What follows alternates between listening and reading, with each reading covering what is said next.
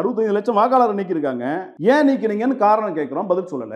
உச்சநீதிமன்றத்தில் மனு தாக்கல் பண்றோம். உச்சநீதிமன்றம் ஆணையிடுது. ஆணையிட்ட பிறகு திருப்பி 15 லட்சம் வாக்காளர்கள் எப்படி சேர்த்தாங்க? மீண்டும் 15 லட்சம் வாக்காளர்களை மனித தவறுன்னு சொல்றாங்க. இது மனித தவறுன்னு ஒரு விஷயத்துக்குள்ள எப்படி கடந்து போக முடியும்? மனித தவறுனா நீங்க அதை முன்கூட்டியே அதை விழிப்புணர்வோட இருந்திருக்கும் இல்லையா?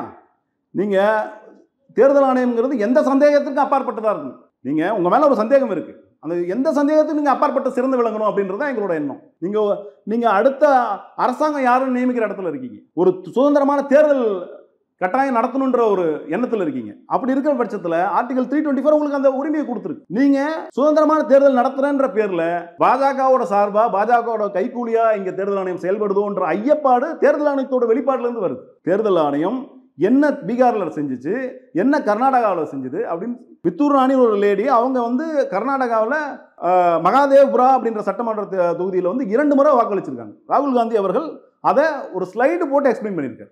இந்த அம்மா 2 முறை ஓட்டு போட்டிருக்கு அப்படின்னு. இது நாள் வரலையும் அதுக்கு சரி நீங்க ஓப்பனா யாருன்னு சொல்லலாம், மக்கள் மன்றத்தில் அதுக்கு தெளிவுபடுத்தணுமா இல்லையா? ஒரு தேர்தல் ஆணையம் அதை கூட செய்யறதுக்கு தயங்குச்சுன்னா